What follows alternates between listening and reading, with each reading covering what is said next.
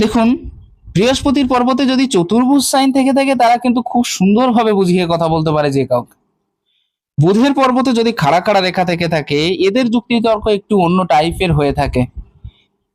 যেমন চতুর্ভুজ সাইন যদি থেকে থাকে তাদের কথার ভিতরে আপনি কথা গলাতেই পারবেন না, তাদের যুক্তির সাথে আপনার যুক্তি খাপই খাবে না।